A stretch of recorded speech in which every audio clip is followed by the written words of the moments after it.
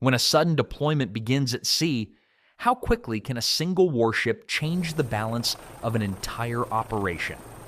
Out here, the movement starts quietly, long before any official announcement is made. A new contact appears on satellite tracking. A large vessel is moving steadily through open water at around 20 knots. It is not part of the carrier groups already operating in the region. It is traveling alone with no public briefing and no stated destination. Observers first spotted the ship days earlier, passing south of Taiwan and continuing through a narrow maritime corridor. It is separated from the other ships it had recently been operating with. Now, it is heading southwest, maintaining speed and direction without deviation. The vessel is identified as USS Tripoli, a 45,000-ton amphibious assault ship designed to carry Marines and advanced aircraft.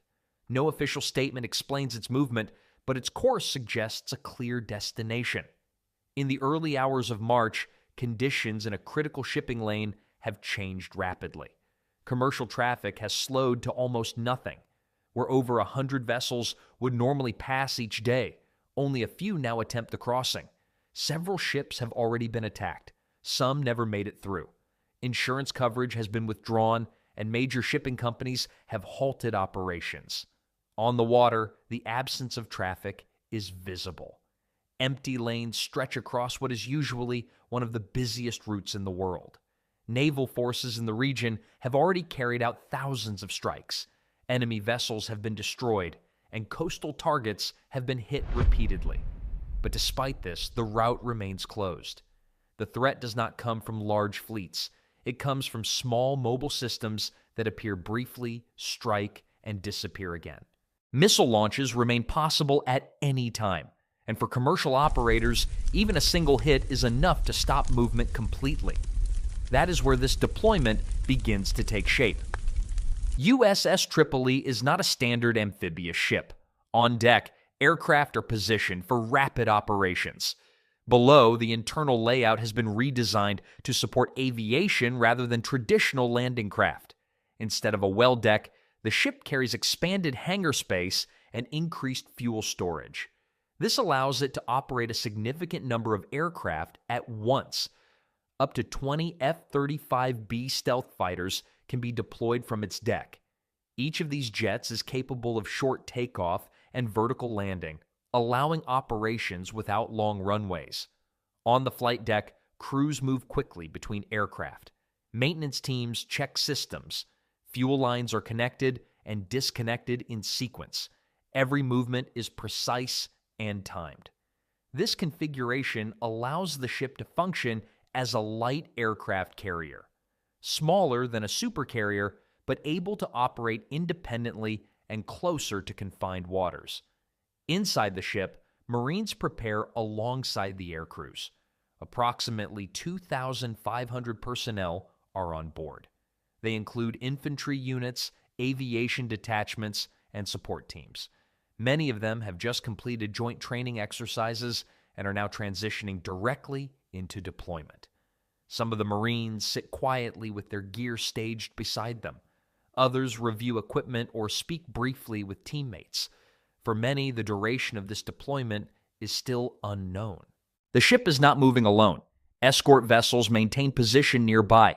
A guided missile cruiser and a destroyer travel alongside, forming a compact strike group. On their decks, radar systems remain active.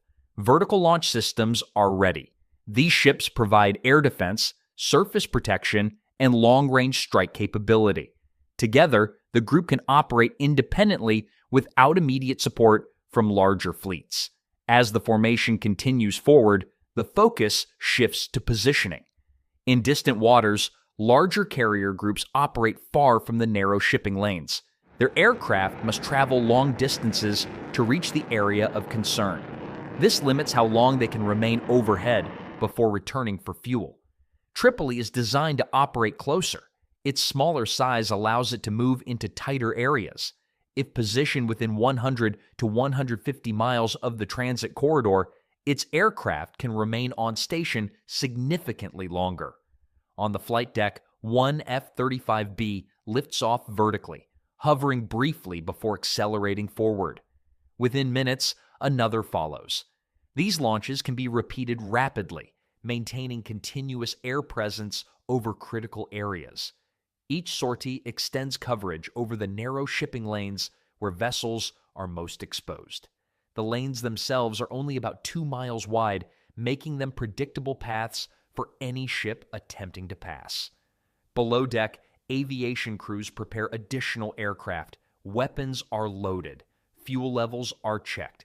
Every cycle is repeated with minimal delay, but the aircraft are only part of the operation. Attention shifts to the Marines. Along the coastline ahead, defensive systems are embedded into the terrain.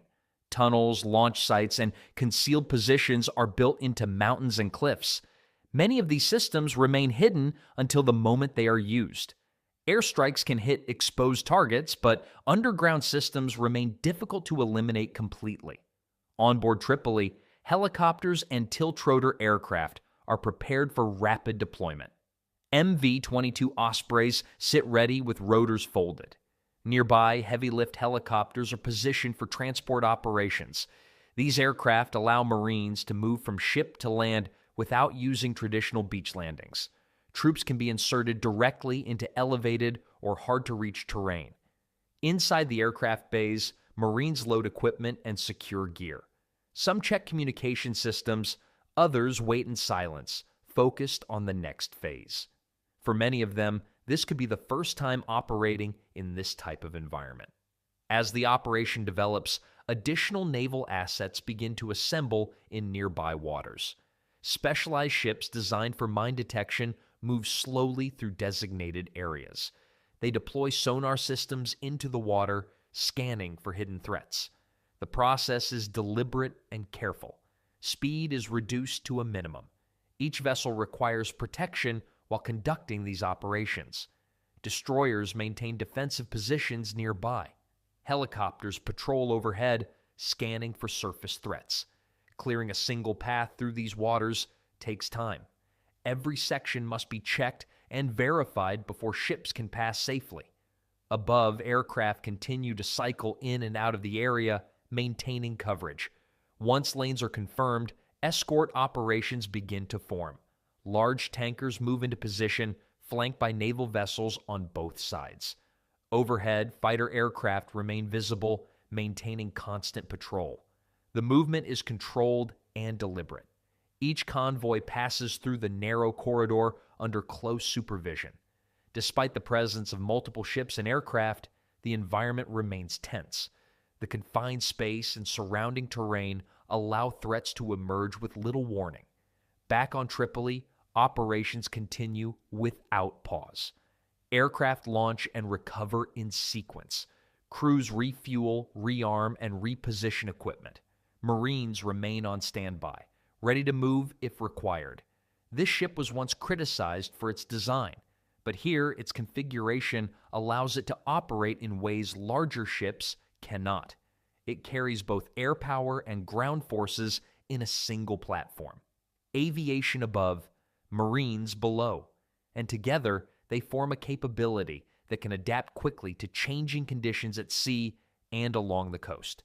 Out here, the operation continues to build, step by step, with every movement visible on deck and every action contributing to what comes next.